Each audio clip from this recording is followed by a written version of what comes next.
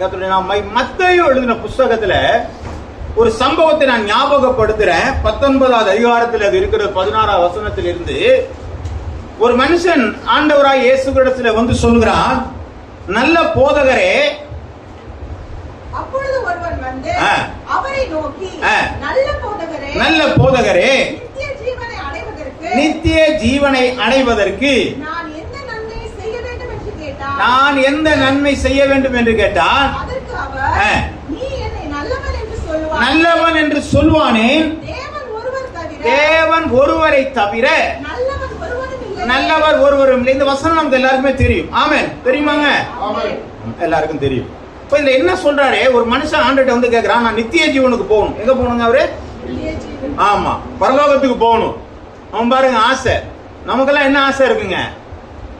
நம்மள்ட்ட கேட்ட என்ன சொல்லுவாங்க, ஆண்டவர் எனக்கு ஒரு வீடு கட்டணும், ஆண்டவர் நான் ஒரு கார் வாங்கின, ஆண்டவர் எனக்கு இது வேணுங்கிற. ஆனா அவருக்கு என்ன ஆசையா இருக்குங்க?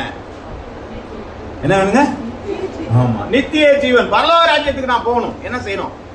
உடனே ஆண்டவர் சொல்றாரு, கற்பனைகளை நீ கைக்கொள்கள் அப்படின்னு சொல்றாரு. 10 கட்டளை எல்லாம் கொடுத்துருக்காங்க இல்லையா, நீங்க அதெல்லாம் கைக்கொள்ளுப்பா அப்படின்னு சொன்னாரு. உடனே அவரு ரொம்ப பெரிய நீதிமான். அவர் உடனே என்ன சொல்லிட்டாருங்க, அதெல்லாம் என்ன சின்ன பிள்ளைல இருந்து நான் கை கொள்ளுகிறேன் அப்படின்னாரு. அப்படியா, இன்னும் உடனே ஒன்னு என்ன இருக்குதுங்க, ஒரு குறை உண்டு என்று சொல்லி ஆண்டவர் ஒன்னு சொல்றாரு. வாசிக்கலாம் அதை. அதற்கு இயேசு, நீ பூரண சர்க்குணராய் இருக்க விரும்பினால் போய் உனக்கு உண்டானவைகள் எல்லாம் விற்று தரித்திரருக்கு கொடு. இப்ப முடிஞ்சு போச்சு பிரச்சனை. நித்திய ஜீவனை உடையணுப்பா, இது செய்யப்பா, இதை செஞ்சுட்டேன், பாக்கி இன்னொரு குறை இருக்குப்பா, அதையும் நீ என்ன செஞ்சிரு அப்படின்ட்டார். ஆனா இப்பதான் அவருக்கு என்ன பண்றீங்க, பிரச்சனையே ஆரம்பமாச்சிச்சு. என்ன சொல்றாரு, அதெல்லாம் என்னால முடியாது. ஏன்? எனக்கு அதிகமான செல்வம் இருக்கிறது. அப்போ இந்த செல்வத்தை வச்சுட்டு மேல போக முடியாது. நீ பரலோகம் போனா இந்த செல்வத்தை விட்டுட்டு தான் போகணும். ஆமே ஆமே, விட்டுட்டு தான் போகணும். ஆக இது விட்டுட்டு வந்துருன்னு சொன்னா கேட்க மாட்டேங்கிறாரு அவரு. இப்போ எப்படி போனாருங்க, துக்க முகமாய் போனார் என்று சொல்லி பார்க்கிறோம். அந்த காரியத்துல ஒரு ஊடான ஒரு வசனம் ஒண்ணு உண்டு, அதையும் வாசிக்கலாம். மத்தேயு எழுதின புஸ்தகம் 23வது அதிகாரம் 23வது வசனம். மத்தேயு 23:23. ஆயக்காரராகிய வேத பாரகரே, பரிசேயரே, உங்களுக்கு ஐயோ,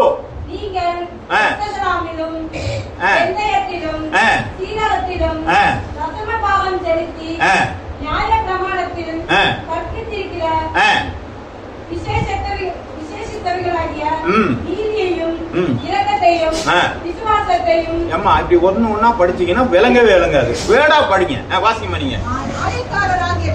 மாயக்காரராகிய வேத பாரகரே, பரிசேயரே, உங்களுக்கு ஐயோ, நீங்கள் ஒரு குலத்திலும் வெந்தயத்திலும் சீரகத்திலும் தசம பாகம் செலுத்தி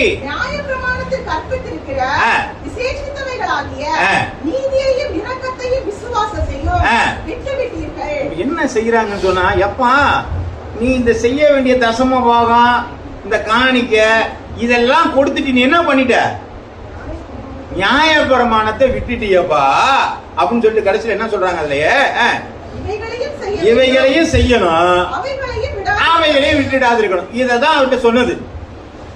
அந்த ஐஸ்வர்யா சொன்னது அதான், இதையும் செய்யணும்பா, அதையும் விட்டாதப்பான்னாரு. இப்ப என்ன செய்ய முடியல. இந்த பிரச்சனை அந்த மனுஷனுக்கு மட்டும்தான் இருக்குதானா? இல்ல, நமக்குள்ளேயும் இருக்கிறது. ஆமே ஆமே, புரியுதான சொல்றது? ஆமேன்னு அப்படியே அர்த்தம். புரியுதுங்களா? அப்ப என்ன சொல்றாங்க, எனக்குள்ள என்ன இருக்குன்னா, நான் காணிக்கை கொடுத்துறேன், நான் ஆலயத்துக்கு வந்துடுறேன், கூட்டங்கள்ல கலந்துக்கிறேன், வேற ஏதாவது செய்யணும்னா செஞ்சிடறேன். ஓகே, இது செய்யப்பா, இதையும் செய்யணும். ஆனால் ஆண்டவருடைய வசனத்திற்கும் கீழ்ப்படியணும், இவைகளையும் விட்டு விடாதிருங்கள் என்று சொல்லி வேதம் சொல்கிறது. அப்ப நாம ஒரு பகுதியை, பாதி கிணத்தை தாண்டிட்டு பாதி கிணத்தை என்ன பண்றாங்க, தாண்ட முடியாதபடிக்கு இருக்கிறதுனாலதான் நாம அநேக காரியங்களிலே தோற்று போய் கொண்டிருக்கிறோம். திரும்ப திரும்ப இந்த வார்த்தை சொல்லிட்டே இருக்கிற, நாம் தோற்று போகிறவர்கள் அல்ல, நாம் ஜெயிக்கக்கூடியவர்களா இருக்கிறோம். நமக்கு ஜெயிக்கக்கூடிய வல்லமையை தேவன் தந்து கொண்டே இருக்கிறார். ஆனாலும் பல நிலையிலே நாம் தோற்றுக் கொள்வதற்கான காரணம் தேவனுடைய வார்த்தைக்கு நாம் சரியாக புரிந்து கொள்ளாத நிலைதான்.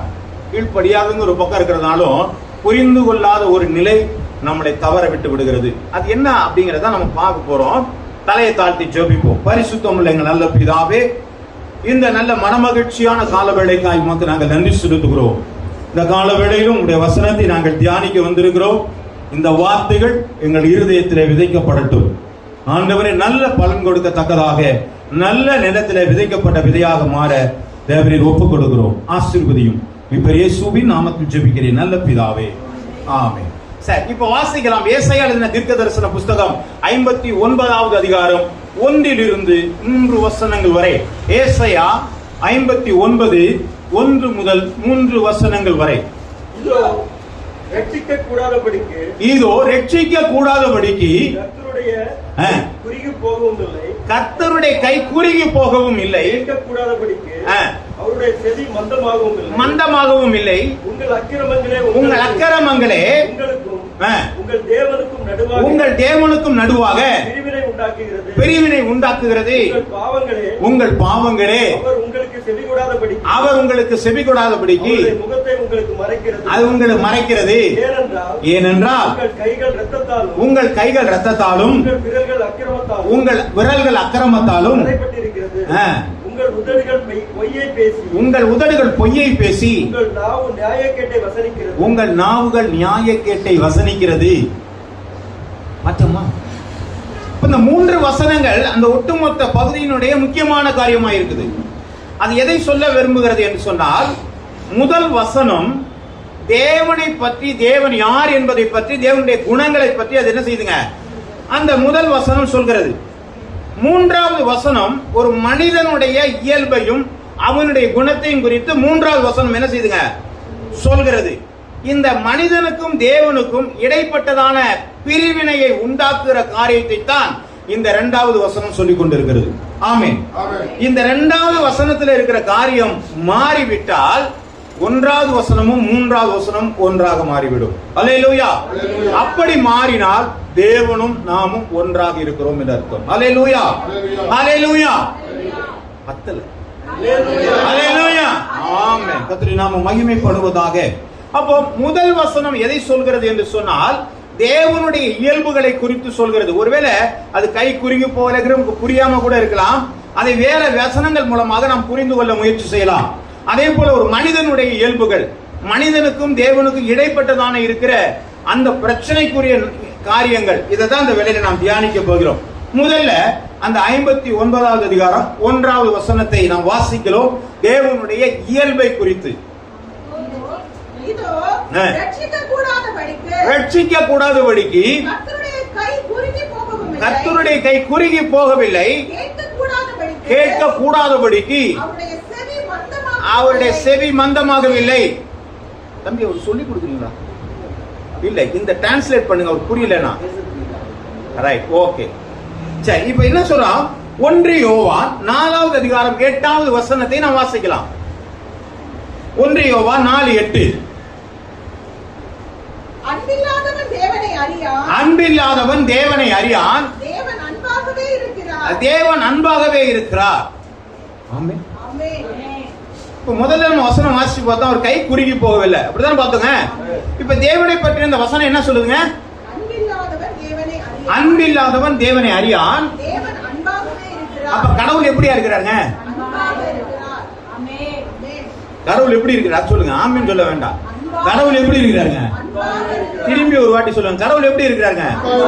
அவர்கிட்ட மாற்றமே இல்லைங்க. அவர் நேற்றும் இன்றும் என்றும் மாறாதவரா இருக்காரு. அவர் ஸ்டாண்டர்டா இருக்கிறாரு. ஆமென். அது கேரண்டியான காரியம். ஆனா நம்மள்ட்ட என்ன இருக்குன்னு சொன்னா, நேத்து அன்பு செலுத்துவோம், இன்னைக்கு கொஞ்சம் யோசிப்போம், நாளைக்கு என்ன பண்ணிடுவோங்க, மாறி போயிடுவோம். இதுதான் மனிதனுடைய அன்பாய் இருக்கிறது. ஆனால் தேவன் அன்புள்ளவராய் இருக்கிறார். மனிதன் தவறு செய்யும் பொழுது அவன் மேலே தண்டனை கொடுத்திருந்தாலும் ஆண்டவருடைய அன்பு அவனுடைய நிர்வாணத்தை மறைக்க வேண்டும் என்கிற விருப்பம் இருந்து கொண்டே இருந்தது. அல்லேலூயா. அதுக்கு தண்டனை கொடுக்கணுங்கிறதுக்காண்டி அவனை சாவா என்று சொல்கிறதோடு மட்டுமல்ல, அவனை ஏதேன் தோட்டத்தில் புறம்பே தள்ளினது மட்டுமல்ல, அவன் நிர்வாணத்தை மூடும்படியாக கர்த்தர் ஒரு பலியை இந்த இடத்துல செலுத்துகிறார் என்று சொல்லி பார்க்கிறோம். அல்லேலூயா. இதுதான் அன்பு. இதுதான் ஆண்டவருடைய அன்பு. இன்னும் பாவம் போக வேண்டுமானால் மனிதனுடைய கீழ்ப்படியாதன் மூலமாக தேவனே தன்னை கீழ்ப்படுத்தி தன்னுடைய இரத்தத்தினாலே கழுவி நம்மளை சுத்திகரித்து பாவத்திலிருந்து நம்மை முற்றிலுமாய் மீட்டுக் கொண்ட அந்த ஆண்டவருடைய அன்புதான் இயேசுவினுடைய அன்பு. ஆமென் சொல்ல மாட்டேங்கிறீங்க. அது படிக்கணும்னா நீங்க ஆமென் சொல்லித்தான் ஆகணும். அப்படியே ஆக கடவுள்னா சொல்லிதான் ஆகணும். கர்த்தருடைய நாமம் மகிமைப்படுவதாக. நம்ம பாட்டுக்கு இது கேட்டுட்டு போறதற்கு வேற ஏதோ ஒரு சினிமா படமோ எதுமோ கிடையாது. நீங்க ஆமென் சொல்லுங்க, அல்லேலியா சொல்லுங்க, அது உங்க மேல பலிக்கும். எதுக்கு அல்லேலியா, எதுக்கு ஆமென் சொல்றதுக்கு தெரிஞ்சிருக்கணும். ஆமென் ஆமென். கர்த்தருடைய நாமம் மகிமைப்படுவதாக. அப்போ தேவன் அன்பாகவே இருக்கிறார். அவரிடத்துல மாற்றம் இல்லை என்று பார்க்கிறோம். இதை நமக்கு முதல்ல நம்ம மனசுல பதியணும். நம்ம என்ன சொல்றோம், இல்லங்க ஒரு பயங்கரமானவருங்க, எப்ப பார்த்தாலும் என்ன சோதிச்சுக்கிட்டே இருக்காரு. அவர் சோதிக்கிறவர் அல்ல. இச்சையானது கற்பம் தரித்து பாவத்தை பிறப்பிக்கும். பாவம் பூரணப்படும் பொழுது மரணத்தை பிறப்பிக்கும். நம்மளுடைய இச்சை தான் அந்த இடத்துல பிரச்சனையை கொண்டு வருது. நம்முடைய மீறுதல் தான் நமக்கு பிரச்சனையை கொண்டு வருதே தவிர ஆண்டவர் நம்மை சோதிக்க வேண்டிய அவசியம் அல்ல. அதனாலதான் ஆதாம் ஏவாளையும் கொண்டு போய் உள்ள வச்சுட்டு அப்பா சந்தோஷமா இருக்குன்னு சொன்னாரு. ஆனால் இந்த நாட்கள்ல அவர் என்ன செய்யறோம், அதிலிருந்து அவர் விலகுவதற்கு அவருடைய குற்றம் தான் காரணமாக இருந்தது ஒழிய தேவனுடைய அன்பிலே மாற்றம் இல்லை. அவர்களுக்கு தேவையான அத்தனையும் செய்து கொடுத்து நீர் எல்லாவற்றையும் ஆண்டு கொள்ளுங்கள் என்கிற ஒரு ஆசீர்வாதத்தையும் கொடுத்திருக்கிறார். எவ்வளவு நல்லவருங்க அவர். இன்னைக்கு நம்மளையும் அப்படிதான் நல்லா சொல்லியிருக்கிறாரு, நீங்கள் எல்லாவற்றிலும் வாழ்ந்து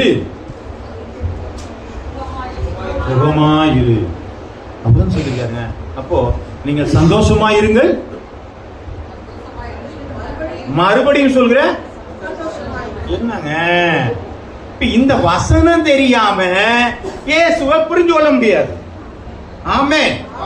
ஆமா, இந்த பைபிள்ல இருக்கிற வசனம் தான் தேவனை சொல்லி கொடுத்துட்டு இருக்கு. அதனாலதான் யோவான் 5ஆம் அதிகாரம் 39ஆம் வசனம் சொல்கிறது, வேத வாக்கியங்களை ஆராய்ந்து பாருங்கள், அதனால் நித்திய ஜீவன் உண்டு, என்னை குறித்து சாட்சி கொடுக்கிறவைகளும் அவைகளே.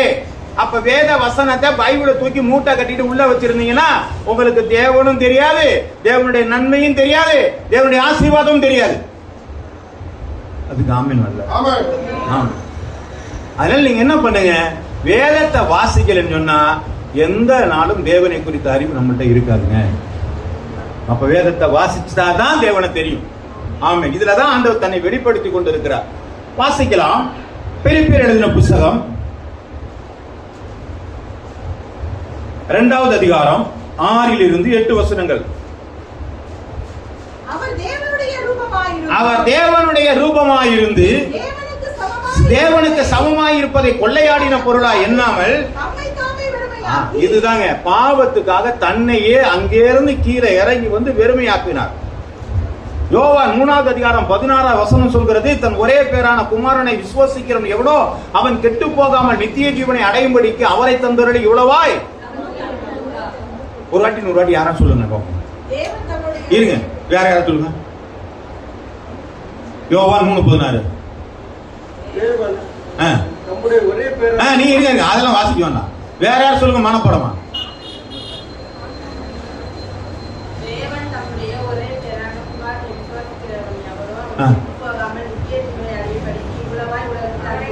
கை தட்டுங்க.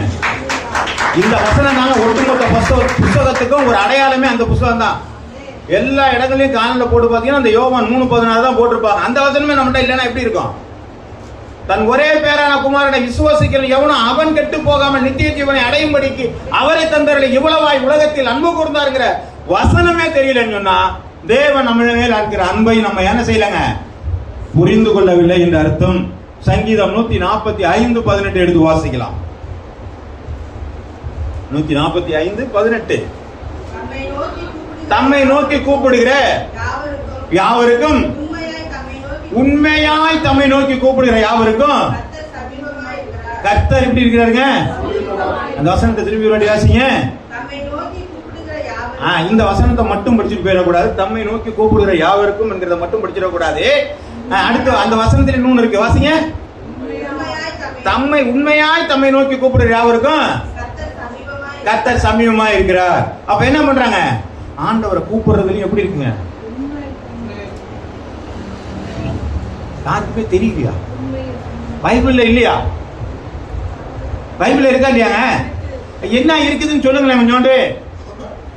கையில பைபிள்ல வச்சிருக்கிறவங்க அந்த வசனத்தினுடைய பின்பகுதியை சொல்லுங்க பார்க்கலாம். இல்லையே, குரல் கம்மியா வருது. ஒரு பேர் 2 பேர் தான் தெரியுதா?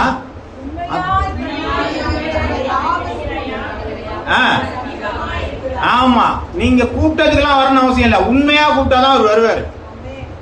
இங்க நமக்கு இந்த ஏதாவது ஒரு பிரச்சனை மட்டும் என்ன பண்ணுவாங்க? ஆண்டவரே ஆண்டவரே ஆண்டவரே ஆண்டவரே, உனக்கு கண்ணு இல்லையா, காது இல்லையா, அது இல்லையா, இது இல்லையான்னு சொல்லிட்டு என்ன பண்ணுவான்? நீ உண்மையா கூப்பிடுங்க. அவர் கொடுத்தாலும் கொடுக்காட்டாலும் யோபோ போயிட்டு ஆண்டவரே உமக்கு சோத்திரம் உண்டாவதாக சொல்லி பாருங்க, உங்கள்கிட்ட சமீபமா இருக்கிறார். ஹல்லேலூயா. இந்த அனுபவத்தெல்லாம் நீங்க பெறாம ஆண்டவரெல்லாம் கிட்டக்கே கொண்டு போக முடியாதுங்க. அவ்வளவு ஈஸி கிடையாது. கடவுளுங்கிறவர் பரிசுத்தர். நாம் பரிசுத்தராய் இருக்கிறது போல நீங்களும் பரிசுத்தராயிருங்கள். இந்த எக்ஸ்ரே எடுப்பாங்க, எக்ஸ்ரே இல்ல, அது என்ன, ஸ்கேன் எடுப்பாங்க. பாத்திருக்கீங்களா? அந்த ஸ்கேன் எடுக்கும் பொழுது எல்லாரும் உள்ள போயிட முடியாது. அதுக்கு என்ன பண்ணணுங்க? ஏதாவது பண்ணணுமா? எல்லாரும் போக முடியாது. ஏன் போக முடியாது? என்னமா? ரேடியேஷன் இருக்கு. அதுக்கு என்ன பண்ணுவாங்க? ஆமா, அதுக்கு ஒரு ஷீட் இருக்கு, அதை போட்டுட்டாதான் உள்ள போக முடியும். ஏங்க, ஒரு எக்ஸ்ரே ரூமுக்குள்ளே ஒரு ஸ்கேனருக்குள்ளேயே நம்மளால போக முடியல. பரலோக ராஜ்யத்துக்கு போறது அவ்வளவு எளிதானதா? நாம ஏதோ கடையில வச்சிருக்கிற மாதிரி நினைச்சு, ஆண்டவரே இங்க வாங்க, ஆண்டவரே இதை செய்யுங்க, என்ன பரலோகத்துக்கு கொண்டு போங்க, இப்படியே நம்ம பேசி பேசி நம்ம வீணா போயிட்டு இருக்கிறோம். இந்த வேத வசனத்தோடு கூட நம்மை ஒப்பிட்டு பார்க்கும் பொழுதுதான் அந்த காரியம் விளங்கும். அதை தான் இப்ப தியானிக்க போகிறோம். வாசிச்சுக்கோங்க. உபாகம் எழுதின புத்தகம் 7வது அதிகாரம் 8வது வசனம். அன்பு கூர்ந்ததினாலும் உங்கள் பிதாக்களுக்கு இட்ட ஆணையை காக்க வேண்டும் என்பதினாலும் கர்த்தர் பலத்த கையினால் உங்களை புறப்பட பண்ணி அடிமைத்தன வீடாகிய எகிப்தினின்றும் அதின் ராஜாவான பார்வோனின் கையினின்றும் உங்களை மீட்டுக் கொண்டார். நீ அடிமை மேல அன்பு செலுத்தினதுனால இஸ்ரவேல் ஜனங்கள் பார்வோனிடத்தில் அடிமையா இருந்தாங்களே, தேவனுடைய அன்பினாலதான் என் ஜனங்களுடைய கூக்குரலை கேட்டேன், இனி இவங்க அடிமைத்தனத்துல இருக்கக்கூடாது என்பதற்காக இந்த ஜனங்களை ஆண்டவர் அன்பு நிமித்தமாக விடுவிக்கிறார். சத்தம் வரல. நீங்க சத்தம் வந்தாதான் புரிஞ்சிருக்குன்னு அர்த்தம். இல்லைன்னா உங்க கவனம் வேற எங்கேயோ போயிடுச்சுன்னு அர்த்தம். மத்தியானம் என்ன, ராத்திரிக்கு என்ன இல்லைங்களா? அதெல்லாம் ராத்திரி எல்லாம் கிடைக்கும் இல்லையா? சோத்திரம் உண்டா. ரோமர் எழுதின புத்தகம் 5வது அதிகாரம் 8வது வசனம்.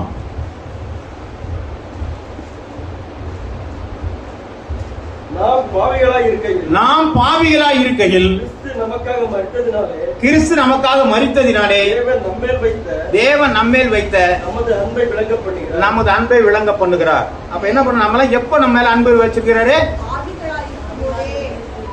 நீங்க வாசிச்சு சொல்ல மாட்டேங்கிறீங்களேங்க. நீங்க பைபிள் எடுத்துட்டீங்களா? பைபிள் வச்சிருக்கிறீங்களா? நீ இதெல்லாம் ரெக்கார்ட் ஆகிட்டு தான் இருக்குது. இது எல்லாருக்கும் போகும். நம்மளை பத்தின விளக்கம்லாம் எல்லாருக்கும் என்ன செய்யுங்க? தெரியும். அதனால நீங்க இப்பவே என்ன பண்ணிடுங்க, பைபிளை கரெக்டா எடுத்து வச்சிருங்க. இப்ப வாசிங்க பாப்போம். நாம் பாவிகளா இருக்கையில கிறிஸ்து நமக்காக மரித்ததினாலே தேவன் நம்மேல் வைத்த. Very good. அப்போ நாம பாவியா இருக்கும் போது தான் அன்பு வச்சிருக்கிறாரு. நம்ம பரிசுத்தமா இருந்ததுனால அன்பு வைக்கல, நான் பாவிகளா இருக்கும் பொழுதுதான் அன்பு வச்சிருக்கிறாரு. அதுதான் அன்பு. நமக்கு ஒருத்தன் விரோதமா பேசிட்டானால அத்தோட சரி, அவனுக்கு அன்பும் கிடையாது ஒண்ணும் கிடையாது விட்டுட்டு வந்துடுறோம். ஆனா நான் ஆண்டவருக்கு எவ்வளவா உதைச்சாலும் விரட்டினாலும் என்ன பண்ணாலும் திரும்பி திரும்பி வந்துட்டே, ரட்சித்துக்கப்பா, நீ என்னோட வரணும்பா, உன்னை விட்டுட்டான்பா, பிசாசு உன்னை பிடிச்சிட்டான்பா, வாப்பான்னு சொல்லி கூப்பிட்டுட்டே இருக்கிறார். இதுதான் தேவ அன்பு. ஆமே. நாம ஒரு மனுஷன் அங்க இருந்து தண்ணி அடிச்சுனா இவன் உருப்படவே மாட்டான், இவன் ரட்சிப்புக்குள்ளே வர மாட்டான்னு சொல்லி முடிவு பண்ணிடுறோம். ஆமே. அவன் ரட்சிக்க கூடாதுன்னு ஒரு முடிவு நம்ம எடுக்க முடியாது. தேவனே அந்த முடிவு எடுக்கல. அவன் எப்படியாவது வரணும்னு தான் நினைச்சிட்டு இருக்கிறாரு. ஆனா நாம முடிவு எடுத்து இவங்க எல்லாம் வரமாட்டார்கள், இவர்கள்லாம் ரட்சிப்புக்குள்ள வர மாட்டாங்க, இவங்க எல்லாம் பரலோகத்துக்கு போக மாட்டாங்க, இதெல்லாம் நம்ம டிசைடிங் அத்தாரிட்டி மாதிரி நம்ம பேசிக்கிட்டு இருக்கிறோம். தேவன் எல்லாரும் வரணும்னு தான் வெயிட் பண்ணிட்டு இருக்கிறார். அதான் அன்பு. அந்த அன்பு நம்மள்ட்ட வேணும்னு நினைக்கிறார் ஆண்டவர். மத்திய எழுதின புத்தகம் 14வது அதிகாரம் 14வது வசனம். இயேசு வந்து திரளான ஜனங்களை கண்டு அவர்கள் மேல் மனதுருகி அவர்களில் பாதித்தவர்களாய் பாருங்க, அவர் மனதுருகிற ஒரு தேவனாய் இருக்கிறார். எல்லாரும் வியாதியா இருக்கிறாங்க, இந்த ஜனங்க வசனம் இல்லாதபடிக்கு அழிந்து போறாங்களேங்கிற மனதுருக்கம் உள்ள ஒரு தேவன். மனதுருகி அவர்களுக்கு வசனத்தை கொடுத்து வியாதிகளை அவர் சுகமாக்குறார் என்று சொல்லி பார்க்கிறோம். இப்போ தேவனை பத்தின ஒரு ஐடியா இருக்குங்களாங்க? அவர் எவ்வளவு அன்புள்ளவர் என்பதை நீங்கள் புரிந்திருக்கிறீர்களா? அவர் மனதுருக்கம் உள்ளவர் தேவன், பாவிகளை நேசிக்கிற ஒரு தேவன். அவர் பாவிகளை மீட்கும்படியாக அவர் என்ன செய்தாரு? தேவ ராஜ்யத்திலிருந்து இறங்கி நமக்காக அடிக்கப்பட்ட தேவாட்டுக்குட்டியா இருந்தார் என்பதெல்லாம் இந்த வேதத்தினுடைய பார்க்கிறோம். தேவனுடைய அன்பு விலையேறப்பட்டதா இருக்கிறது. அல்லேலூயா. அப்ப அந்த முதல் வசனம் பார்க்கும் பொழுது அவர் கை குறுகி போகவில்லை என்பதை தான் இந்த வேத வசனம் சொல்கிறது. அவர் நல்லவர் தாங்க. அவர் கர்த்தர் எப்பொழுதுமே நல்லவராக தான் இருக்கிறார். சரி, இப்ப இந்த மூணாவது வசனத்தை கொஞ்சம் வாசிங்க. ஏசாயா 59:3. உங்கள் கைகள் இரத்தத்தாலும் உங்கள் விரல்கள் அக்கிரமத்தாலும் கரைப்பட்டிருக்கிறது. உங்கள் உதடுகள் பொய்யை பேசி வசனிக்கிறது. பாருங்க, போதும். இப்ப இந்த வசனம் என்ன சொல்லுதுங்க? நாம எப்ப பார்த்தாலும் சிந்திக்கிறதுல இருந்து எல்லாமே எப்படி இருக்குங்க? மோசமாதான் சிந்திச்சுட்டு இருக்கிறோம். எவனை ஏமாத்தலாம், எவனை பண்ணலாம், எந்த காசை செய்யலாம், இது பண்ணலாமா, அதை பண்ணலாமான்னு சொல்லி தேவனை விட்டுட்டு பாக்கி எல்லாத்தையுமே யோசிச்சுட்டு இருக்கிறோம். இதுதான் நமக்குள்ள இருக்கிற பிரச்சனை. மனிதனுடைய சுபாவம் என்னன்னு கேட்டா, தேவனை தவிர எல்லாத்தையும் என்ன பண்ணுவாங்க? தேடிட்டு திரிறான். தேவனை மட்டும் தேடுறது இல்ல. எரேமியா எழுதின புத்தகம் 17வது அதிகாரம் 9வது வசனம். இதெல்லாம் பைபிள்ல தான் இருக்கு. கொஞ்சம் ஹார்ஷா இருக்கும், கொஞ்சம் படிச்சுக்குவோம். எல்லாவற்றை பார்க்கிலும் இருதயமே திருக்குள்ளதும். யார் சொன்னதுங்க? நான் சொல்லல. யார் சொன்னதுங்க? தீர்க்கதரிசி சொல்றாரு. என்ன சொல்றாருங்க? வாசிங்க. எல்லாவற்றை பார்க்கிலும் இருதயமே திருக்குள்ளதும் மகா கேடுள்ளதுமா இருக்கிறது. நம்முடைய இருதயம் எப்படி இருக்குங்க? திருக்குள்ளதா இருக்கிறது. அப்படின்னா என்ன அர்த்தங்க? திருக்குள்ளதா இருக்கிறது. என்னையாவது அவனை எப்பயாவது பார்த்தலாம் அப்படிங்கிற மாதிரி ஏதாவது நமக்கு ஒண்ணு செஞ்சுட்டான், அவனை எப்படியாவது கெடுத்துடணும், இப்படி எல்லாம் திருக்குள்ளதாக ஒரு காரியமா இருக்குது அப்படிங்கிற போகிறது. மகா கேடு உள்ளதாக இருக்கிறது. இதான் மனுஷ இதயம். ஆண்டவருடைய இதயம் அன்பா இருக்குது. மனுஷனுடைய இதயம் எப்படி இருக்கு? வேதம் தான் சொல்லுது. வாசிக்கலாம். ஆதியாகமம் புத்தகம் 6வது அதிகாரம் 5வது வசனம். மனுஷனுடைய அக்கிரமம் அவருடைய இருதயத்தின் நினைவுகளும் தோற்றங்களும் நித்தமும் பொல்லாதது என்று கண்டு. அப்ப நமக்குள்ள என்ன இருக்குதுங்க? நம்ம நினைக்கிறது, யோசிக்கிறது எல்லாம் எப்படி யோசிக்கிறாங்க? சத்தம் வரவில்லை, பொல்லாததான் இருக்குது. நல்லதா நாம நினைக்கிறோமா? இதெல்லாம் நினைச்சு பார்ப்போம். நம்ம எங்க இருக்கிறோங்கிற நினைச்சு பாருங்க. ஆண்டவரை வச்சாச்சு, நல்லவருங்கிற தெரிஞ்சிருச்சு. ஆனா நம்மளுடைய சுபாவங்கள் எல்லாம் இங்க ஸ்கேன் பண்ணி என்ன பண்ணிருக்கிறாங்க? பைபிள்ல போட்டிருக்கு மனுஷெல்லாம் எப்படி இருப்பான்ட்டு. அதுல முதல்ல என்ன பண்ணுங்க? அவன் திருக்குள்ளவனாய் இருக்கிறான். இப்ப என்ன பண்ணிருக்கிறாங்க? அவனுடைய நினைவுகள் நித்தமும் பொல்லாதாவே இருக்குதுயா. தீத்து 1:16.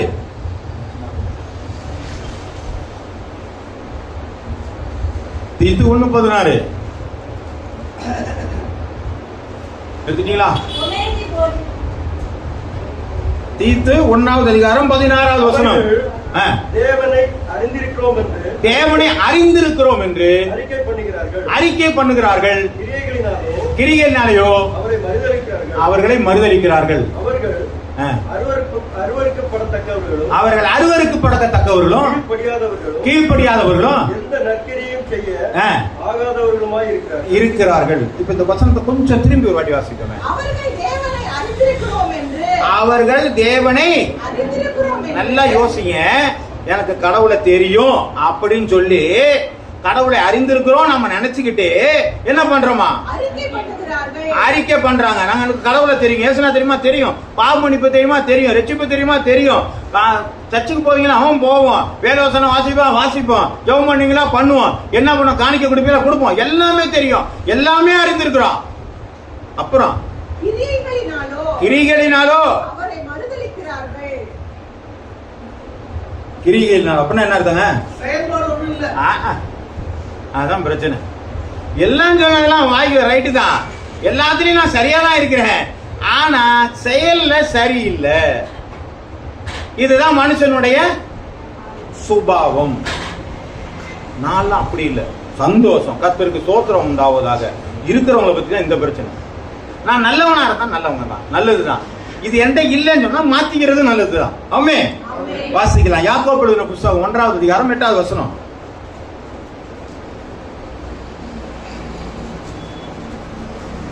யாக்கோபு 1:8. இருமனம் உள்ளவன்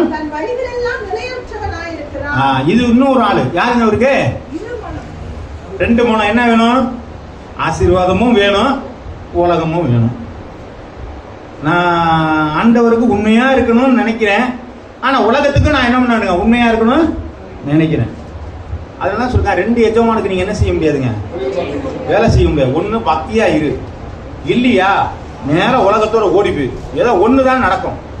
நீ அதை விட்டு 2 மனத்திலையும் வச்சுக்கிட்டு இருந்தீங்கன்னா அங்கேயும் போகாம இங்க 2 கிட்ட நிலைமையில நின்று நம்ம என்ன பண்ணுவாங்க, வீணாய் போகிற நிலைமை நமக்கு உண்டாகிறது. அதனாலதான் 2 எஜமானுக்கு நம்ம என்ன செய்யக்கூடாது. கர்த்தர் என்ன செய்றாங்க, நல்லவர்னா கர்த்தரே தெய்வம்னா கர்த்தரே தெய்வம். எத்தனை மட்டும் 2 நினைவுகளால குந்தி நடப்பீங்க. எப்படிங்க நோண்டி நடத்திட்டு இருக்கிறோமா? கர்த்தரே தெய்வம்னா கர்த்தரை தெய்வம் பின்பற்றுங்க, பாகால் தெய்வம் ஆனா பாகால பின்பற்றி போங்க. நீங்க இதுவும் வேணும் பாகால்லாம் என்னன்னா செழிப்புன்னு அர்த்தம். எனக்கு பணமும் வேணும், கடவுளும் வேணும், பரலோக ராஜ்யம் வேணும், உலகமும் வேணும். இது 2மே நடக்காது. ஏதாவது ஒண்ணுதான் கிடைக்கும், ஏதாவது ஒண்ணுக்குதான் பிரயாசப்பட முடியும்.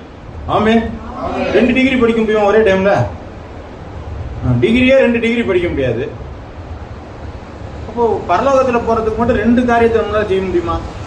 முடியாது. அப்ப இருமனம் உள்ளவர்களாக இருக்கிறார்கள். சரி, யூதா எழுதின புத்தகம் 1வது அதிகாரம் 4வது வசனம்.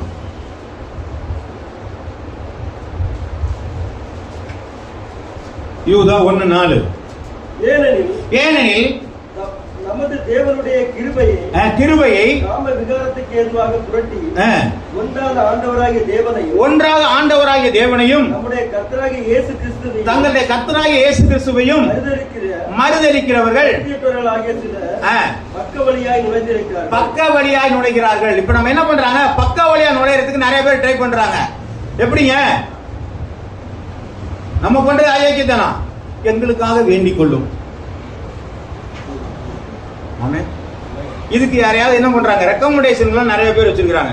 இதுக்கு இன்னைக்கு நம்ம ரெக்கமெண்டேஷன் யாருன்னா அந்த அம்மா தான், பாவம் மரியாதை. அவங்களதான் ரெக்கமெண்ட், எங்களுக்காக நீங்க வேண்டிக் கொள்ளுங்க. நீ பண்றது நான் ஐக்கியத்தான தான் பண்ணிட்டு இருப்பேன், நீங்க எனக்காக வேண்டிக்கிங்க. சௌரி சவேரியாரு நீங்க எனக்காக வேண்டிக்க, அந்தோனியாரு நீ எனக்காக வேண்டிக்க. அப்படி ஒவ்வொருத்தரும் நீங்க எல்லாம் வேண்டிக்க. நீ என்ன பண்ண போற? நான் என் வேலையை பார்த்துட்டு போறேன். பக்க வழியா நுழைய முயற்சி செய்யறாங்க.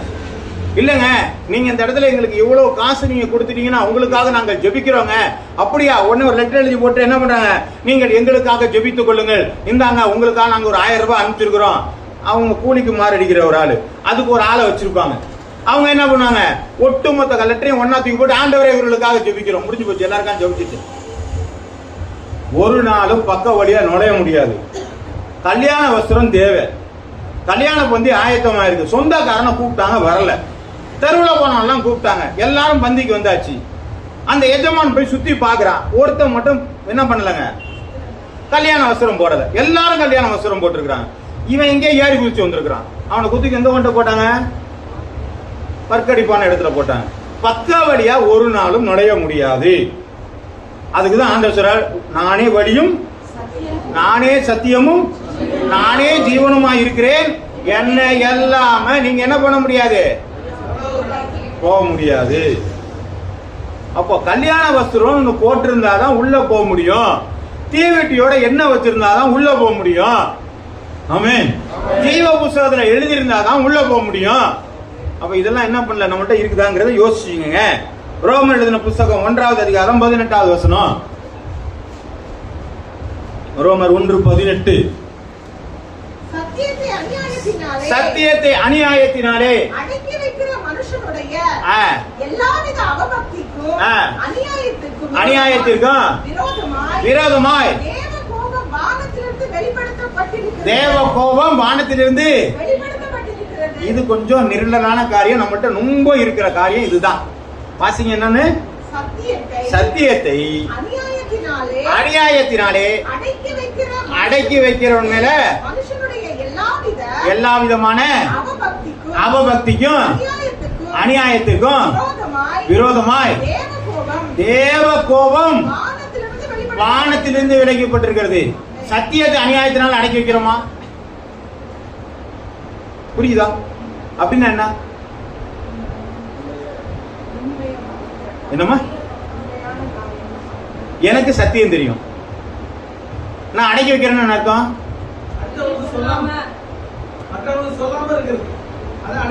அடக்கி வைக்கிறது. அப்ப என்ன உண்டாகும் போட்டிருக்கு? மாற முடியுமாங்க?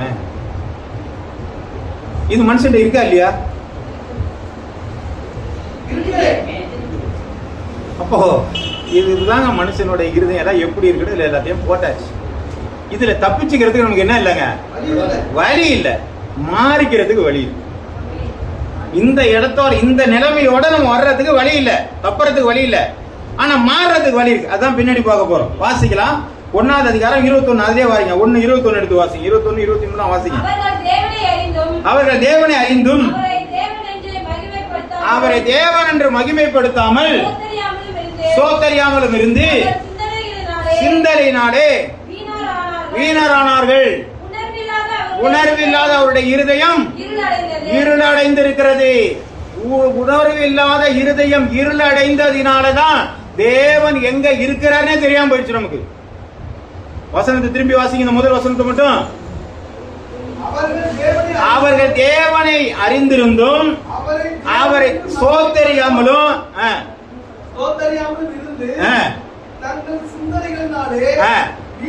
வீணரானார்கள். தேவன் இயேசுநாதர் தேவன் எத்தனை பேருக்கு தெரியுங்க? எல்லாருக்கும் தெரியும். அவரை மகிமைப்படுத்துறோமா? சோத்திரம் பண்ணுங்கன்னு சொன்னா கூட மௌனமா சொல்லிட்டு தெரியும். ஏன் மகிமைப்படுத்த முடியல? உள்ள இருளடைஞ்சிருக்கு. ஒரு சாதாரண ஒரு மனுஷன் காசு கொடுத்தானா நன்றி தேங்க்ஸ் சொல்லணும். நம்ம பாட்டு போனா நன்றி கேட்ட பயலும் சொல்லிடுவோம். அதுக்கு பயந்துகிட்டா நம்ம என்ன சொல்லிடுறோங்க? தேங்க்ஸ் சொல்றோம். நமக்கு இன்னைக்கு உயிரை கொடுத்திருக்கிறாரு, அந்த உயிரை கொடுத்த ஆண்டவருக்கு ஸ்தோத்திரம் சொல்றதுக்கு என்ன பண்ண முடியலங்க? ஆய் வரல. ஏன்னா உள்ள இருளா இருக்கு, அதனால ஸ்தோத்திரிக்க முடியல. இங்க உட்காந்து நம்ம என்ன பண்ணுவோம்? ஸ்தோத்திரம் பண்ணுங்க, நல்ல வாயை திறந்து ஸ்தோத்திரம் பண்ணுங்க. ஏன் நீங்க தேவன் அறிஞ்சீங்கன்னா நீங்களே ஸ்தோத்திரம் பண்ண சொல்லுவீங்க. உங்களுக்கு சொல்லலன்னு சொன்னா இங்க இருளடைந்து இருக்கிறது அர்த்தம். அப்ப அதுல மாறணுமே. அதான் சொல்றேன், ஆரம்பத்திலே சொல்லிவிட்டேன். மனிதனுடைய நினைவுகளை பாடிக்கும்போது கொஞ்சம் கஷ்டமா தான் இருக்குன்னு சொல்லி வாசிக்கலாம். மார்க் எழுதின புஸ்தகம் 7வது அதிகாரம் 7 - 9.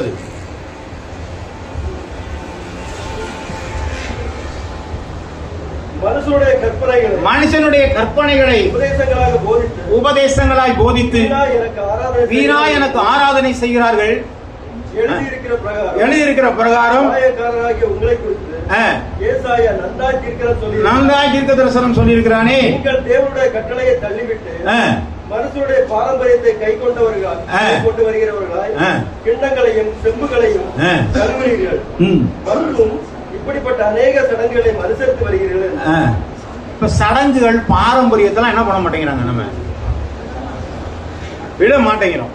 ஒரு கல்யாணம் ஒருத்தவங்க வச்சுட்டு அவங்க படுத்துற பாடு இருக்க தெரியுதுங்களாங்க? விட மாட்டேங்க. சுத்தி சுத்தி எதையாவது ஒண்ணு இல்லைங்க, இது எங்களுடைய பழக்கம், இது எங்களுடைய பழக்கம். இந்த சடங்குக்கெல்லாம் என்ன பண்றாங்க? நான் சொல்றது புரியுதா? புரியுதா? புரியுது. இன்னைக்கு நிறைய கல்யாணங்கள்ல பாத்தீங்கன்னா வீட்டுல ஒரு விசேஷம் நடந்துச்சுன்னா என்ன பண்றாங்க? இல்ல மரணமே வந்தா கூட என்ன பண்றாங்க? நிறைய சடங்குகளை பண்ணிட்டு இருக்கிறாங்க. இந்த சடங்குகள் எதனால வந்ததுன்னு தெரியாது. ஆனா சடங்குகளுக்கு முக்கியமா கொடுப்பாங்க, மறக்கவே மாட்டாங்க. ஆமென்.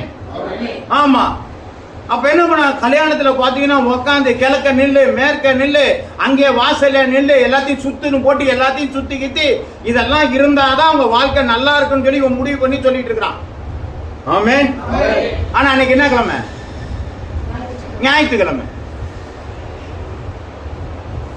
பாரம்பரியத்துக்கு முக்கியத்துவம் கொடுக்குறியே, ஆண்டவருக்கு முக்கியத்துவம் கொடுக்குறோமா?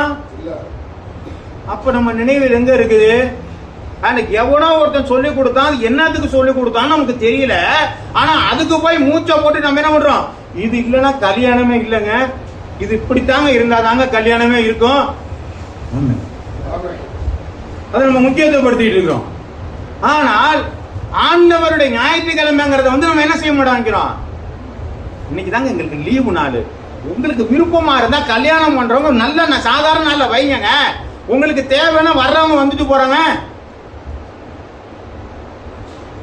ஏன் அதை செய்ய மாட்டேங்கிறோம்? அது ஆண்டவருடைய நாள். உங்களுடைய சொந்த பேச்சுகளை நீங்கள் பேசாமலும் சொந்த காரியங்களை நீங்க செய்யாமல் இருக்கணும் சொல்லி பைபிள் போட்டிருக்கு.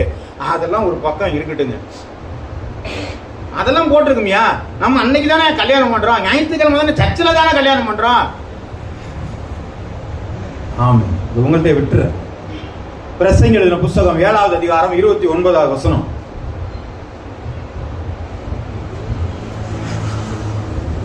சொல்லப்படும் எல்லா வார்த்தைகளையும் கவனியாதே. சொல்லப்படும் எல்லா வார்த்தைகளும் கவனியாதே. கவனித்தால் அதான் பிரசங்கி 7:29. இதோ தேவன் மனுஷனை செம்மையானவனாக உண்டாக்கினார். அவர்களோ அநேக உபாய தந்திரங்களை தேடிக் கொண்டார்கள். ஆண்டவர் நல்லவரா உருவாக்குனாரா இல்லையாங்க? களிமண்ணை வச்சு நல்லவனா மனுஷனை உண்டாக்குனாரு.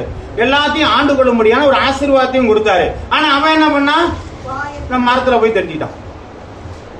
அப்ப ஆண்டவர் மனுஷனை நல்லவனாக தான் இருக்குன்னு நினைச்சிருக்கிறாரு. குழந்தை மனம் நல்லா தான் இருக்குது. ஆனா கொஞ்ச நாள் கழிச்சு போகும்போது தான் அவனுக்கு என்ன பண்ணிடுதுங்க, மற்ற காரியங்கள்லாம் உள்ள வந்து என்ன பண்ணுதுங்க, தப்பான காரியத்துக்குள்ள போக ஆரம்பிச்சிருது. வாசிக்கலாம். இது 2 காரியம் முடிஞ்சிருச்சு. ஒண்ணு, தேவன் நல்லவர் என்பதை நாம் தெரிந்து கொண்டிருக்கிறோம். ஆமென். மனுஷனுடைய செயல்கள் தவறானவைகள் என்பதை தெரிஞ்சிருக்கிறோம். ஆமென். இந்த மனுஷனுடைய இருதயங்கள் தவறானவைகள்னாலே என்ன பிரச்சனைய தேவனுக்கும் மனுஷனுக்கும் உள்ள கொண்டு வருது. இதுதான் இந்த 2வது வசனம். வாசிக்கலாமா? 59:2 ஏசாயா.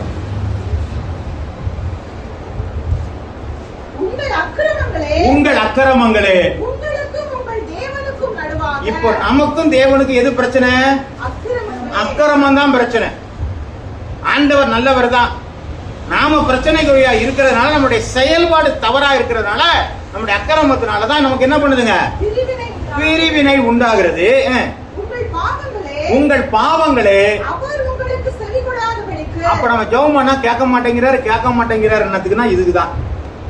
நம்ம பண்ண அக்கிரமத்தினாலே அவருடைய ஜெபம் என்ன பண்ண மாட்டேங்குதுங்க, கேட்க மாட்டேங்குது. மறைக்கிறது. இப்ப தெரிஞ்சுக்கிட்டீங்களா ஏன் ஜெபம் பண்ணா கேட்கல அப்படின்னா, இந்த காரியம் இருக்கிறதுனாலதான் கேட்க மாட்டேங்குது. அப்போ மாற்ற வேண்டியது தேவன் அல்ல, மாற வேண்டியது நம்ம தான். ஆமென். அப்ப நமக்குள்ளதான் தேடணும். எனக்கு ஏன் ஒண்ணு நடக்கலன்னு சொன்னா, எல்லாத்தையும் எனக்கு செய்யுங்கன்னு சொல்லிட்டு போயிட்டாரு. ஆனால் என்னால செயல்படுத்த முடியவில்லை என்று சொன்னால் தவறு என்னிடத்திலே இருக்கிறது. நான் அதை புரிந்து கொள்கிறவர்களாக இருக்க வேண்டும். வாசிக்கலாம். சங்கீதம் 58:3-5 வசனங்கள் வரை வாசிக்கலாம். மனிதனுடைய கெட்ட எண்ணங்களிலிருந்து எப்படியான காரியங்கள் வருகிறது என்று சொல்லி வாசிக்கலாம்.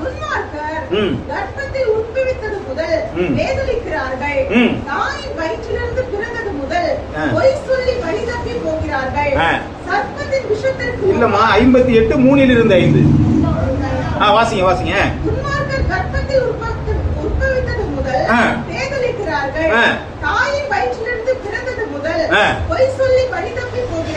பழி தப்பி போகிறார்கள். இருக்கிறது. பாம்பாட்டிகள் வினோதமாய் ஊதினாலும் அவர்கள் ஊதும் சத்தத்துக்கு செவி கொடாதபடிக்கு தன் காதை அடைக்கிற செவிட்டு விரியனை போல. எவ்வளவுதான் பிரசங்கம் பண்ணாலும், எவ்வளவுதான் வசனத்தை சொன்னாலும், நான் கேட்க மாட்டேன்னு சொன்னா இந்த வேத வசனம் ஒத்து போகிறது. ஆமென். இன்னும் கஷ்டமா தான் இருக்கு. இது உங்களுக்கு மட்டும் இல்லை, எல்லாருக்கும் சேர்த்து தான், எனக்கும் சேர்த்து தான். ஏன்னா நானும் என்ன செய்யணுங்க, சில காரியங்களுக்கு மாற வேண்டி இருக்கும். அப்ப எடுக்கிற வசனம் உங்களுக்கு மட்டுமே நான் எடுக்கிறது கிடையாது, எனக்கும் சேர்த்து தான். என்னுடைய வாழ்க்கையிலும் சில காரியங்களுக்கு மாதிரி என்ன பண்ணிருக்கலாம், நான் வசனத்தை கேட்டு செவிட்டி புரியன மாதிரி இருந்திருக்கலாம். புரியுதுங்களா? அப்போ நாம அடிக்கடி நம்மகிட்ட சொல்லியும் வசனங்களை பேசியும் காதுல வாங்கியும் உனக்கு என்னையா பொழப்பு கத்திட்டு போயா, என் வேலை 1000 இருக்குன்னு சில செவிட்டி விரியனை போல இருக்கிறார்கள். ஏசாயா எழுதின புஸ்தகம் 44வது அதிகாரம் 15 - 19 வசனம். மனுஷனுக்கு அவைகள் அடுப்புக்காகும் போது அவன் அவைகளில் எடுத்து புளி காய்கிறான், நெருப்பை மூட்டி அப்பமும் துரிகிறான், அதனால் ஒரு தெய்வத்தையும் உண்டு பண்ணி அதை பணிந்து கொள்கிறான், ஒரு விக்கிரகத்தையும் அதனால் செய்து அதை வணங்குகிறான். என்ன சொல்றாரு பாத்தீங்களா? ஒரு கட்டை எடுக்கிறான், அதை வெட்டி என்ன பண்றாருங்க, குளிர் காய்றான். இன்னொன்னு என்ன பண்றாங்க, அடுப்பு எரிக்கிறான்.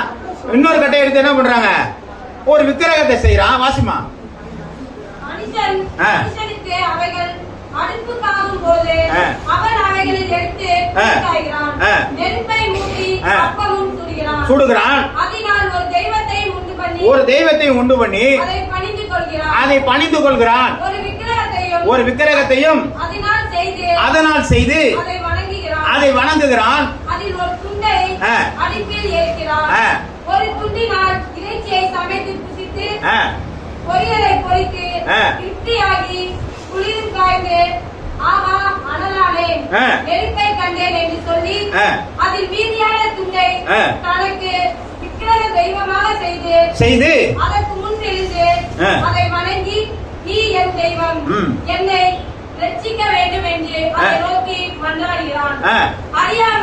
அறியாமலும் உணராமலும் இருக்கிறார்கள். உணராமலும் இருக்கு. அது மட்டும் இல்ல, இன்னொரு வார்த்தை இருக்கு, வாசிங்க தொடர்ந்து. காணாதபடிக்கு அவர்கள் கண்களும் உணராதபடிக்கு அவர்கள் இருதயமும் அடைக்கப்பட்டிருக்கிறது. அதில் பாதியை அடுப்பில் எரித்தேன். திரும்பி அதே வாசிக்காதீங்கம்மா. அந்த 19ஆம் வசனம் வாசிங்க. அதில் பாதியை அடுப்பில் எரித்தேன், அதில் தளிரின் மேல் அப்பத்தையும் சுட்டு இறைச்சியையும் பொரித்து புசித்தேன், அதில் மீதியான துண்டை நான் அருவருப்பான விக்கிரகமாக்கலாமா, ஒரு மரக்கட்டையை வணங்கலாமா என்று சொல்ல தன் மனதில் அவனுக்கு தோன்றவில்லை. அம்மாத்திரம் அறிவும் சொரணையும் இல்லை. என்ன இல்லைங்க சொல்லுங்க. ஒரு விக்கிரகத்தை வணங்குறவனுக்கு என்ன இல்லைன்னு போட்டுருங்க. நான் சொல்லல, பைபிள்ல சொல்லி ஒரு கட்டையை செஞ்சு வச்சு நீ கும்பிட்டு நீ என்ன ரெசிபியா அப்படின்னா உனக்கு அறிவும் கிடையாது, சோரணையும் கிடையாது. ஆமா, கொஞ்சம் கஷ்டமா இருக்குல்ல? நமக்கு கஷ்டமே கிடையாது. ஏன், நம்ம எல்லாம் வேதக்காராங்க, நம்ம எல்லாம் வேதத்துக்கு கீழ்படுறாங்க. அதை பத்தி எல்லாம் கவலைப்படவே வேண்டியது இல்லை. அதனாலதான் ஒரு கட்டையை அடுப்பு எரிக்கிறான், ஒரு கட்டையினால என்ன பண்றாங்க, குளிர் காயிறான். ஒரு கட்டையை என்ன பண்றாரு, ஒரு பொம்மதியை செஞ்சு வச்சுக்கிட்டு நீ என்ன ரெசிப்பியா, எனக்கு விடுதலை கொடுப்பியா, எனக்கு அதை கொடுப்பியா, இதை கொடுப்பியான்னு கேட்கிறானே. உனக்கு அறிவும் இல்ல, சொரணையும் இல்லையா? சோத்திரம். அடுத்து ஒரு வசனத்தை வாசிக்கலாம். நீதிமொழிகள் 28:9. வேதத்தை கேளாதபடி தன் செவியை விலக்கருடைய ஜெபமும் அருவருப்பானது. பாத்தீங்களா? முதல்ல பைபிளை வாசிக்கிறது சொல்லிக்கிட்டே இருந்தேன், பைபிளை வாசிங்கன்னு.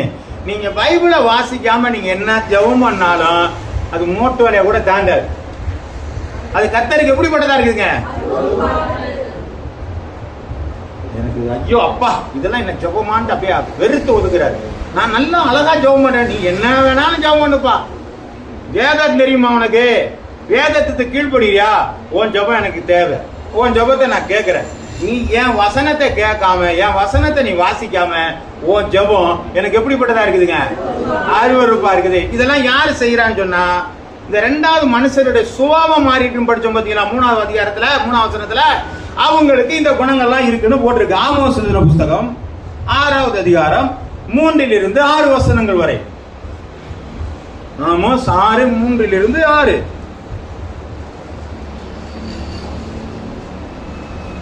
ஆமோஸ்.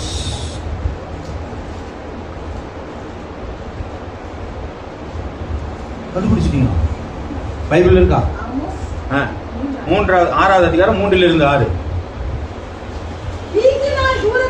நீங்கு நாள் தூரம் என்று எண்ணி கொடுமையின் ஆசனம் கிட்டி வர செய்து தந்த கட்டிலில் படுத்துக்கொண்டு சௌக்கியமாய் சயனித்து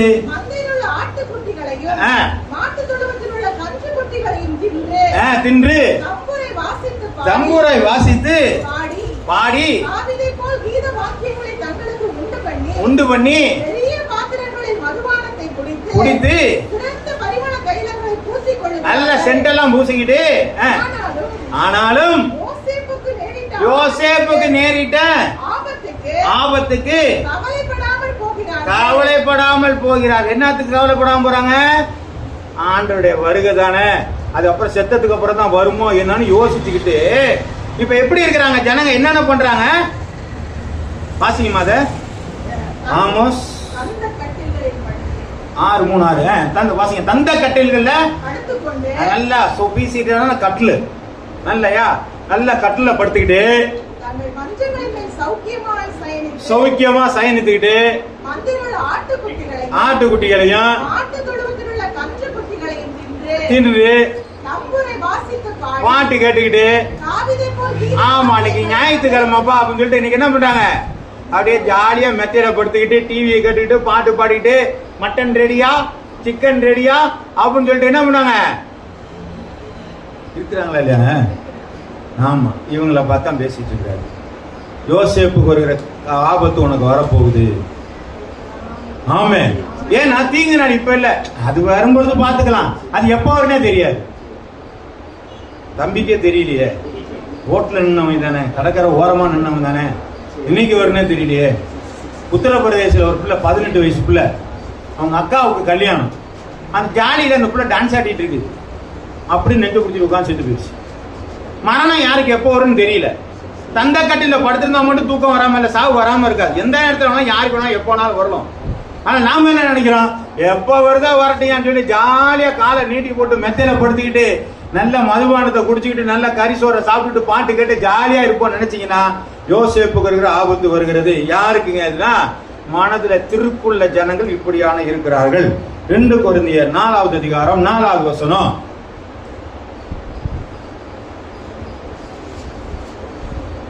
கொரிந்தியர் 4:4. தேவனுடைய சாயலாய் இருக்கிற கிறிஸ்துவின் மகிமையான தேசுடைய சாயலாய் இருக்கு. அப்படின்னாங்க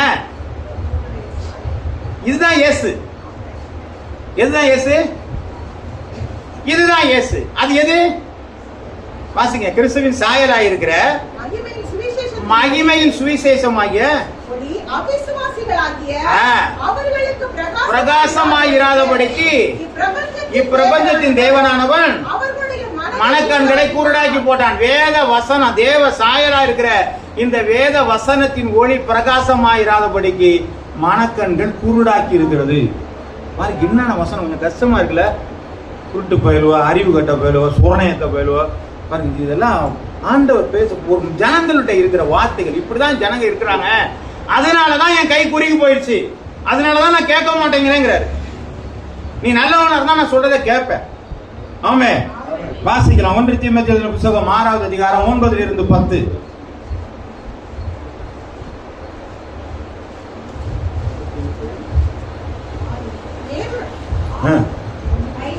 ஆறு 9-10. ஐஸ்வர்யம் ஆக விரும்புகிறவர்கள்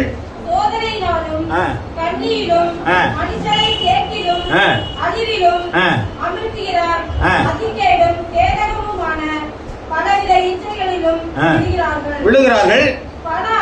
பண ஆசை எல்லா தீமைக்கும் வேறாய் இருக்கிறது. அப்ப பண ஆசை என்பதை ஆண்டவர் விரும்புறதா விரும்பலையா?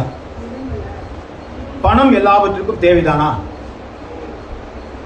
ஆண்டவர் கொடுக்குறேங்கிறார். பணம் எல்லாத்துக்கும் தேவைன்னு பைபிள்ல போட்டிருக்கு. எல்லாத்துக்கும் தேவைதான். பண ஆசை என்பது நம்ம எப்படியாவது சம்பாதிக்கணும் இதே நோக்கத்திலே போயிட்டே இருக்கிறது. இந்த பண ஆசை உன் தீமைக்கு வேறாய் இருக்கிறது. நீ எப்படியாவது சம்பாதிக்கணும்னு நினைக்க ஆரம்பிச்சிட்டாலே எங்க ஒரு இடத்துல தவறிட்டேன்னு அர்த்தம். நீ ஆண்டவரை விட்டு விலகிட்டேன்னு அர்த்தம். அதுதான் இந்த வேதம் சொல்கிறது. இந்த திருக்குள்ள மனிதன் பண ஆசையினாலே தவறான வழிக்குள்ளே போய்கொண்டு இருக்கிறான்ங்கிறதையும் வேதவசனம் சொல்கிறது. எரேமியா எழுதின புத்தகம் 2வது அதிகாரம் 13வது வசனம்.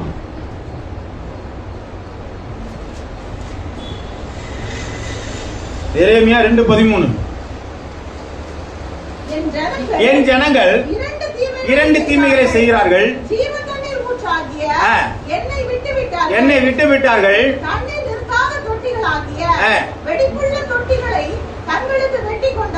இப்ப என்ன சொன்னாங்க? இந்த திருக்குள்ள ஜனங்க என்ன பண்றாங்க? 2 தீமை செய்யறாங்களாம். என்ன செய்யறாங்க? ஆண்டவர் விட்டாச்சு, அவ்வளவுதான் பிரச்சனை. சரி, ஆண்டவரை விட்டுட்டியே, நீ செய்யறதுக்கு எல்லாம் பொருள் எல்லாம் கொண்டு சேர்த்து வைக்கிற தொட்டியா சரியா இருக்கானா? அதுவும் எப்படி இருக்குங்க? அதுவும் வெடிப்புள்ள தொட்டியா தான் இருக்குது. அங்கேயும் சேர்க்க முடியல. அப்ப தேவனற்ற ஜனங்களுடைய வாழ்க்கையில எல்லாமே குளறுபடியாகவே இருக்கிறது. அப்ப தேவனோடு இருக்கிற ஜனங்களுக்கு மாத்திரமே ஒரு தெளிவான சிந்தை இருக்கிறது. அதனாலதான் பைபிள் அழகா சொல்லுகிறது, ஆவிக்குரியவன் எல்லாவற்றையும் நிதானித்து அறிகிறான், அவனை ஒரு காலம் ஆண்டவர் யாரும் ஆராய்ந்து அறிய முடியாது. ஆண்டவரை நம்பி போற ஒரு மனுஷன் ஆண்டவருடைய பரிசுத்த ஆவி நடத்துகிற விதமாக அவன் நடத்தப்படும் பொழுது அவன் எங்கும் அவன் இடறி போகிறது இல்லை. அவனுடைய வாழ்க்கையில எல்லாமே ஆசீர்வாதங்களாக மாறுகிறதை பார்க்கிறோம். ஆனால் உலக பிரகாரமான திருக்குள்ள மனிதனுடைய வாழ்க்கையில எல்லாமே தவறாய் மாறிவிடுது. இதை தாங்க சொல்லிட்டு இருக்கு. இதுல எங்க நம்ம இருக்கோம் இல்லைங்கிறது பிரச்சனை இல்லை. இதுல இல்லாதபடிக்கு பாதுகாத்துக் கொள்ள வேண்டும் என்பதுதான் தேவனுடைய சித்தம். அல்லேலூயா. வாசிக்கலாம் கொலோசியர் எழுதின புத்தகம். இதுல இருந்து நம்ம மாற முடியுமா, தப்பிச்சுக்கிறதுக்கு முடியுமா அப்படின்னா தண்டனையிலிருந்து தண்டனையிலிருந்து தப்பிக்க முடியாது. மாறினா எல்லாமே மாறலாம். அது மாறுவதற்கான வழி என்ன? கொலோசியர் 1வது அதிகாரம் 14வது வசனம். அவருக்குள் அவருடைய இரத்தத்தினாலே பாவ மன்னிப்பாகிய மீட்பு நமக்கு உண்டாயிருக்கிறது. அப்ப இயேசு கிறிஸ்துவினுடைய இரத்தத்தினாலதான் மீட்பு நமக்கு உண்டாயிருக்கிறது. அப்ப அந்த மீட்பை நாம் பெற்றுக்கொள்ள வேண்டுமானால் ஒரு சின்ன தவறா இருந்தாலும் ஆண்டவரே என்னை மன்னியும் என்று சொல்லி ஆண்டவரிடத்தில் ஒப்புரவாகும் பொழுது நாம் கேட்கிற காரியங்களை தேவன் வர்த்திக்க பண்ணுகிறார். அல்லேலூயா. செத்த ஈக்கள் பரிமளக்கார தைலத்தை கெட்டு நாரி போக பண்ணுமே. எந்த ஒரு காரிய தவறையும் அற்பமாய் எண்ணாதிருங்கள், அது உங்களுடைய முழு ஆத்துமாவையும் கீழே விழ தள்ளி போடும். அல்லேலூயா. ஏதேன் தோட்டத்தில் ஒரு பெரிய காரியமே செய்யல, சாப்பிடாதன்னு சாப்பிட்டாச்சு, அவ்வளவுதான். ஒட்டு மொத்தமும் என்ன பண்ணுச்சுங்க? வீணா போனாச்சு. அது சாப்பிடக்கூடிய பழம் தானே, அது ஆண்டவர் தானே வச்சிருக்கிறாரு. அப்புறம் அதை கொண்டு அங்க வச்சிருந்தா சாப்பிடக்கூடாதா? அந்த கேள்வி எல்லாம் கட்டிட்டு போய் என்ன பண்ணக்கூடாது? நீ எனக்கு கீழ்படுகிறான்னு பாக்குறதுக்கு தான் நிறுத்தி வச்சிருக்கிறேன். புரியுதுங்களா? ஆண்டவருக்கு மனிதன் கீழ்படுகிறானாங்கிறதுக்காக என்ன பண்றாங்க? அந்த பழத்தை நீ சாப்பிடாதங்கிறாரு. அப்ப அவன் சாப்பிடக்கூடாதுன்னு சொல்லி இருந்தாலும் அந்த பழத்தை மட்டும் என்ன செஞ்சிருக்க கூடாது? வச்சிருக்க கூடாது. ஆனா அதை கொடுக்க வேண்டிய நேரம் ஒன்று உண்டு. அந்த நேரத்தில் அவர் கொடுத்திருக்கலாம். ஆனா அதுக்கு முன்னாடி இவர் என்ன பண்ணிட்டாருங்க? ஆமா, அந்த ஜீவ விருட்சத்தின் கனியை புசிக்காம நன்மை தீமை கனியை என்ன பண்ணிட்டாங்க? அப்ப எதை விலைக்கு வச்சாரு? இப்ப நமக்கு ஜீவ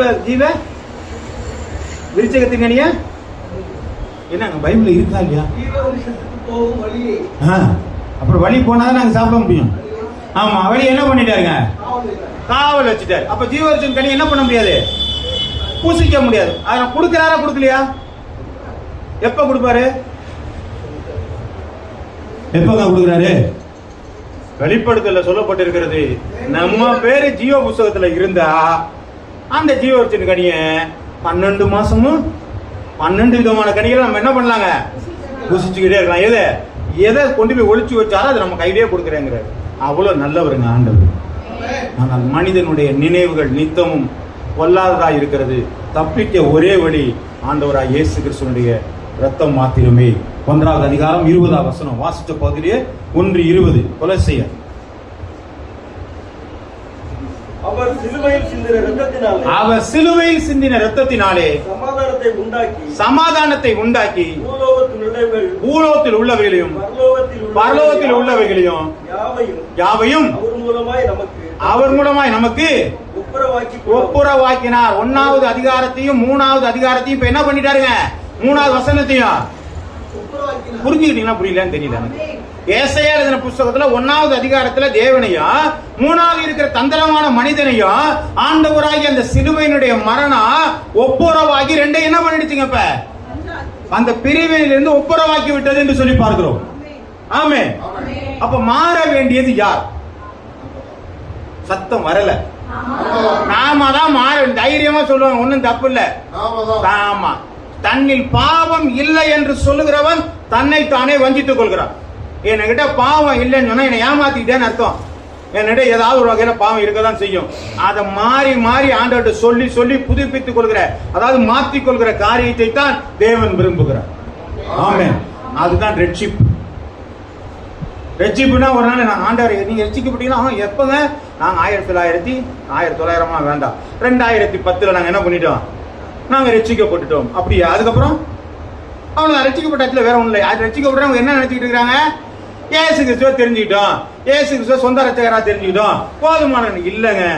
ரட்சிப்பு என்கிறது அனுதினமும் நமக்கு நட வேண்டிய காரியமாக இருக்கிறது. ஆமென். நம்மளை நாமே புதுப்பிச்சுக்கிட்டே இருக்கணும். அதனாலதான் ஆண்டவர் சொல்றாரு, பரிசுத்தம் உள்ளவன் நீதி உள்ளவன். அப்ப ஏன் இது இருக்கு சொல்றாருன்னா, இந்த ரட்சிப்பு தான். அனுதினமும் நம்ம ரட்சிக்கப்பட்டு கொண்டே இருக்க வேண்டும். திரும்ப திரும்ப ஆண்டவரே நான் உண்மையா இருக்கிறேனா, ஆண்டவரே நான் உண்மையா இருக்கிறேனா, ஆண்டவரே நான் உண்மையா இருக்கிறேனா, திரும்ப திரும்ப ஆண்டவரை கேட்டு கேட்டு உங்களை புதுப்பித்துக் கொண்டே இருங்கள். உங்களுடைய வாழ்க்கையில தேவனும் நீங்கள் ஒன்றாய் இருப்பீர்கள். உங்களுடைய வார்த்தைகளை ஆண்டவர் செவி கொடுக்க வல்லவராயிருக்கிறார். ஹல்லேலூயா, ஹல்லேலூயா, ஹல்லேலூயா. ஏசாயா எழுதின புஸ்தகம் 59வது அதிகாரம் 20வது வசனத்திலிருந்து 21வது வசனத்துல வாசிச்சு பாருங்க. நீங்கள் சீயோனுக்கும் திரும்புகிறவர்களுக்கும் வருவார் என்று கர்த்தர் சொல்லுகிறார். உன்மேல் இருக்கிற என் ஆவியும் நான் உன் வாயில் அருளின என் வார்த்தைகளும் இது முதல் என்றென்றைக்கும் உன் வாயில் இருந்தும் உன் சந்ததியின் வாயில் இருந்தும் உன் சந்ததியினுடைய சந்ததியின் வாயில் இருந்தும் நீங்குவதில்லை என்று கர்த்தர் சொல்லுகிறார். இது எனக்கு அவரோடு பண்ணின உடன்படிக்கை. அப்ப தேவனோடு செய்கிற நல் உடன்படிக்கை தான் உங்களை தேவனோடு கொண்டு போய் சேர்க்கிறது. அது மாமிச அழுக்கை நீக்குகிறதா இராமல் தேவனோடு கூட செய்கிற நல் உடன்படிக்கை.